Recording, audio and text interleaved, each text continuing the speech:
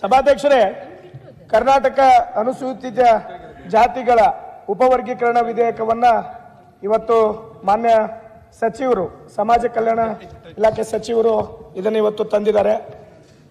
ಇವತ್ತು ನಮ್ಮ ಸಮಾಜ, ವಿಶೇಷವಾಗಿ ಏನು ಸಿ ಕ್ಯಾಟಗರಿಯಲ್ಲಿರುವಂಥ ಬಂಜಾರ, ಬೋವಿ, ಕೊರಚ, ಕೊರಮ ಮತ್ತು 59 ಜಾತಿಗಳಿಗೆ ಇವತ್ತು ಇದು ಮರಣ ಶಾಸನ ಆಗಿ ಅನಿಸ್ತಾ ಇದೆ. ನನಗೆ ಯಾಕೆ ಈ ವಿಚಾರವನ್ನು ವ್ಯಕ್ತಪಡಿಸ್ತಾ ಇದ್ದೇನೆ ಅಂದ್ರೆ, ಮಾನ್ಯ ಮುಖ್ಯಮಂತ್ರಿಗಳಿದ್ದಾರೆ, ABC D ಗ್ರೂಪ್ಗಳು ಇದ್ವಿ.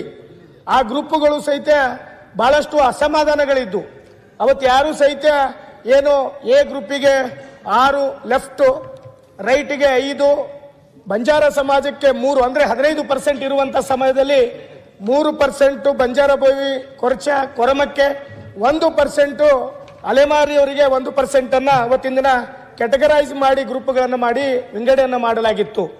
ಅದರಿಂದ ಯಾವಾಗ ಆ ವರದಿಯನ್ನು ಬಂದ ನಂತರ, ಸದಾಶಿವ ಆಯೋಗದ ವರದಿ ಬಂದ ನಂತರ ಬಹಳಷ್ಟು ಎಲ್ಲಾ ಸಮಾಜದವರು, ಅಲ್ಲಿ ಒಂದೇ ಸಮಾಜದ ವಿರೋಧ ಇರಲಿಲ್ಲ, ಎಲ್ಲಾ ಸಮಾಜದ ಪರಿಶಿಷ್ಟ ಜಾತಿಗಳ ವಿರೋಧ ಇರೋದ್ರಿಂದ ಮುಂದೇನಾಯ್ತಂದ್ರೆ, ಏನು ಬಿಜೆಪಿ ಸರ್ಕಾರ ಬಂದಂತ ಸಮಯದಲ್ಲಿ ಏನು ಈ ಒಳ ಮೀಸಲಾತಿಯನ್ನ ಕೊಡ್ಲೇಬೇಕು, ವರ್ಗೀಕರಣ ಮಾಡಬೇಕನ್ನೋ ಒಂದು ವಿಚಾರವನ್ನು ಬಂದಾಗ ಅವತ್ತಿನ ದಿನ ಬಸವರಾಜ ಬೊಮ್ಮಾಯಿ ಅವರು, ಅಂದಿನ ಮುಖ್ಯಮಂತ್ರಿಯವರು, ಏನು ಪರಿಶಿಷ್ಟ ಜಾತಿಯವರಿಗೆ 2% ಅನ್ನ ಕೊಟ್ಟು ಪರಿಶಿಷ್ಟ ಪಂಗಡಕ್ಕೆ 7%, 3ರಿಂದ 7% ಅನ್ನ ಅವತ್ತಿನ ದಿನ ಅವ್ರು ನೀಡಿದ್ರು.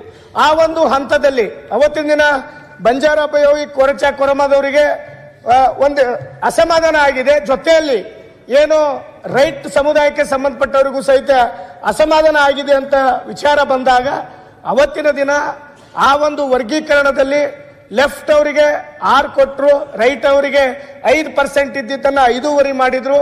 ಬಂಜಾರ, ಕೊರಚ, ಕೊರಮ ಮತ್ತು ಬೋವಿ ಅವರಿಗೆ 4.5% ವರ್ಗೀಕರಣ ಮಾಡಿ ಏನು ಅಲೆಮಾರಿಗಳಿಗೆ 1% ಅನ್ನ ನೀಡಿದ್ರು.